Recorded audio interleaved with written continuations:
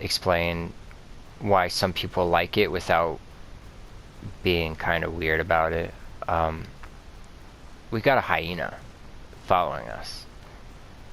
In real life, I would not fuck with an animal. There's no point. He's not going to have money on him, so let's just go. Sometimes people, when they talk about why they enjoy this game, they say some weird stuff that really turns me off. Like, they say stuff like, I don't know, that this game's for patient people, or that some people don't get it. I really hate when they say that about the combat, or, like, the travel mechanics. That's obnoxious. Let me just say right off the bat, before I get too into things, I love this game. But not everyone likes to walk everywhere. The reason why you can't fast travel very conveniently in this game, I believe, is because you're pretty constantly buffing yourself up. Speaking of, I'm going to drink some water, and I'm going to eat this little berry that gives me more stamina. That'll increase my stamina regen to the point where I can basically almost sprint for much, much longer. Sorry for that tirade. So you buff yourself up, and see these buffs that I just put on myself? They're going to be lasting for a couple of minutes. If I just went to somebody right now, took a taxi, I would have taken those buffs for no reason, you know? I think that the designers didn't want people to feel like they had to wait around for their buffs to run out before they could teleport, so just didn't include it. Maybe that's crazy, maybe that's wrong. What we're going to do is I'm going to go to a mountain. I'm going to show you how I get there, what I do, why I enjoy this game, and just talk about the atmosphere and stuff like that, and maybe some lore and stuff. So see the supply cache we ran into? You'll probably see these everywhere in the world. And you'll look in here and you'll be like, this is dog shit. Well, the bandages are never dog shit. And the other stuff, we don't need right now. Just ignore it. I've already got some spikes, so we don't need more. Now, I want to go to this mountain right here. I came from that town to the west. See that thing right there? In fact, let me just get out my bow really quick. And see that lighthouse? That's to the west. If we look at our map and we look at the compass, never eat shredded wheat. So we're looking west at this thing. We must be east of it. Where's the mountain? The mountain is southeast. Okay, so what? Northwest. So we're somewhere up here. Maybe around right here. We can triangulate our position. The game will never show you where you're at. And you can mark stuff by pressing X or A. Or maybe clicking on left click. I don't know what it is on PC. Marking that shit can be helpful. You should definitely try it and see if it helps you. It doesn't really help me, honestly. But yeah, once you get used to using the map and using the compass at the top of your screen, I played this game for hours and was like, this map sucks dick. And then like an idiot, at some point I was like, oh shit, I have a compass at the top of my screen. This actually changes everything. You just have to stop moving, spin around, work your way backwards. Oh, it's raining now. One thing everyone talks about is this game's epic soundtrack. A lot of people get annoyed with it because this first area is kind of generic fantasy, and a lot of people be in this first area for a long time. The purple grass is kind of weird too. You start this game, you're like, oh, this game's got weird fantasy music and purple grass. This shit is fucking like cheap Oblivion or something. I don't know. But this game's actually amazing. I love a lot of the enemy designs. They're really clever. It's just unique. Now it's raining, and if you want, I usually open up my screen and take a look and see, alright, that lowers our weather defense, our frost resist. Basically, if someone tries to use an ice spell on us, we're fucked. Let's go, baby. Now, anytime you fight these guys, you could drop your backpack so you could roll better. But rolling doesn't even give you iframes. So, let's see here. I don't really want to fight this guy. Let me tell you something about combat in this game. It's not an action game. It's not like Dark Souls where it's like more action than RPG. This game is more RPG than action. And not only that, why should you engage in a fight with people most of the time? Like, genuinely, the only reason I'm fighting this guy is for the video. Normally, I'd ignore him. Boom. Why did I fight him? Well, the sword I have is better than his. I don't have great armor, but this sword, let me show you what it does. It's pretty high damage, pretty high impacts. The speed is the default. And it says right there, inflicts weaken. If we take a look at his weapon, just a normal machete, it's like half the damage. It's a little bit faster. It's 20% faster, actually. But then it's got no... It's not going to weaken me, which lowers your physical damage that you deal. It's not going to make me bleed, you know? What I'm trying to say is I had an advantage over that NPC. It was a 1v1 and I had an advantage. At that point, it's okay to kill him and see what items he has. In this game, you should never take a fight where you don't have the advantage unless you're forced to. Unless you really can't escape unless you fight these guys until you get an opening pass. But that doesn't happen a lot. This game's kind of like old school D&D. I mean, it's got quests and everything, so not really. But the way I like to play is I like to grab my character, I like to look at my inventory almost like it's Daisy and say, oh shit, I've been going a little crazy with the health potions, or I've been a little crazy with the tea that gives me back my stamina. Let's go out and get some of X, Y, or Z so that I can make that stuff. And I know, hey, if I go to the swamp, I can get a ton of these. So let's go there first. And while I'm grabbing these, I'll do a side quest where I drop off this letter. That'll get me a bunch of silver.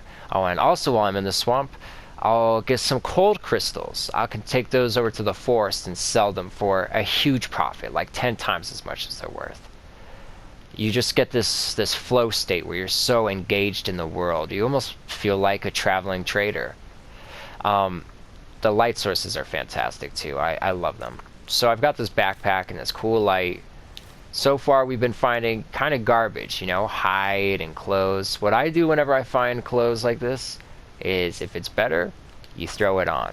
If it's garbage like a tattered hood and doesn't sell for anything, then we come over to the crafting screen and you throw that hood in here. Boom. And you turn it into a rag. And the reason why is because you will never have enough bandages. I mean, you will, but even if you've got extra, just leave them at your house. Let's throw on some more stuff. Oh, look at these boots, look cute. So, let's also get rid of this shirt. Let's get back to some interesting stuff so you don't have to watch me just move things between my pockets and my bag. This guy here is really nice. He'll help us out if we get attacked by monsters. I would love to have a shield at this point. Let's grab a two-handed weapon since we've got our left hand free. Now this cave is full of deposits where we can get good jewels and stuff like that. But again, look at these enemies. I don't have the advantage. So I'm going to let him try to fight, see if he does any damage. Oh my fuck! Just block these guys, but they do have magic attacks. Yeah, like that. But I can help. Ooh, and he's weakened. Let's work on this guy over here with our friend. Now, this game, I think I mentioned before, it doesn't have experience, so the killing blows don't matter. I can just let him get him weak. He can even finish them off. All that matters is that they die. They're just obstacles in our way. And now I feel good because this place is that much safer. I don't mean to keep dropping my backpack. The stuff they dropped, mana stones are great if you're a mage. These spice beetles are great no matter who you are because you can use them to easily make tea. It's not hard at all. Especially if you have the recipe. It's as simple as just having that in water and combining them. It's very, very easy. And it's very convenient. It's unobtrusive to the gameplay. Now, insect husks, pretty much just good for selling. You can craft them and stuff too, but, you know, don't worry about stuff that you don't need. If you don't need to craft a really, really good weapon, then don't bother. You know, if you don't need to craft tea, then you don't need to. I try to make, you know, people complain about having to make things all the time, but I don't feel the impulse to go back and cook every single time I have the ingredients for one potion. I wait until I'm at town near a cooking pot or an alchemy kit, and that's when I'll make all my things at once. Goodbye. And drop the shield again. That's just how I do.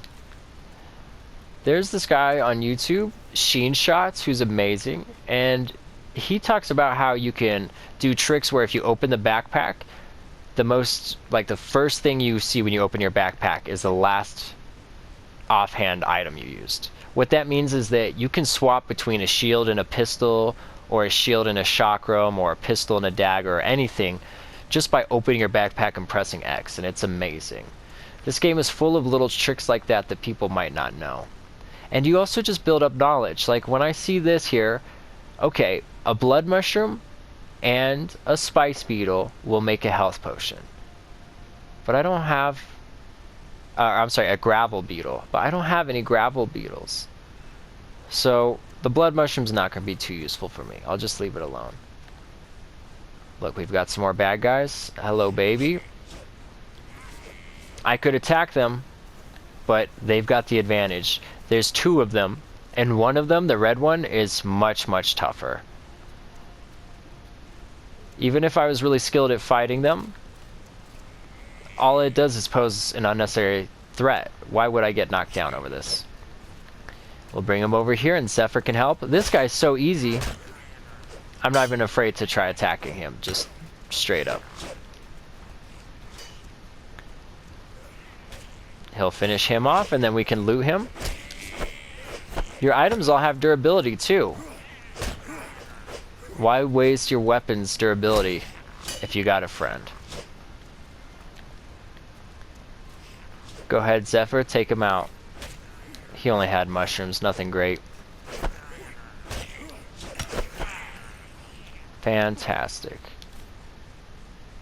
And the halberd he carries is 7 pounds, but it doesn't sell for very much. You guys want to see if we can break it down for something? I honestly don't know if we can. We can't, but the troglodyte staff we can break down. 3 mana stones? I didn't even know that, honest to God. And it's worth more. It went from a 6-pound staff worth like 6 silver to now 3 stones worth like 5 or 7 silver each. And it went from weighing 6 pounds to less than a pound. You start to set these things up, and I'm sure the annoying things about this game are running into a full backpack, running into missing stats and stuff like that. You just get better at handling them. And for some people, that's not fun. It's not fun getting better at this stuff. But I do find satisfaction in getting better at managing my inventory, managing my light sources, and all these things. They all add up. By the end of this dungeon, we're going to be pretty fucking beat up. You can already see that my health is low, but it's not like I can't restore it. I can restore it to almost full. Look at my stamina, however. My stamina is down a quarter.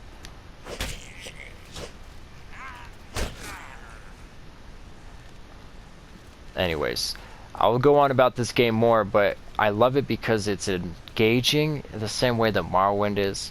The faction quests are very fun, and I haven't even talked about the fact that this game is about making characters. You make a character, build them up, get some fancy items, and when you pass those items on to a new character, they're completely reimagined. So a new gameplay, like a new playthrough, is literally brand new items and all these new possibilities. I'll probably do more videos on this in the future, and there's other games I want to talk about that I think deserve love, but maybe they don't get explained properly. I definitely don't think we should just say Overwatch is good, and if you don't get it, you're just not patient or just not smart. You know, there's some things about this game that are tedious, but they become less and less tedious the same way that DayZ becomes less tedious and becomes more engaging, to the point where you're like addicted, and all you do is think about, what if I made a build that's all about fire? I haven't talked about the build variety at all, and yeah, there's a lot more I need to cover. But I hope that you guys, if you try this game on sale, get something good out of it, And if you're playing on Steam, there's a 2-hour refund limit, but do give this game a shot. Compared to other games I've tried like Ashen, this just has clicked with me so much more. Yeah, I hope you guys enjoy Outward. And if you guys have games that you enjoy or that it reminds you of, definitely let me know.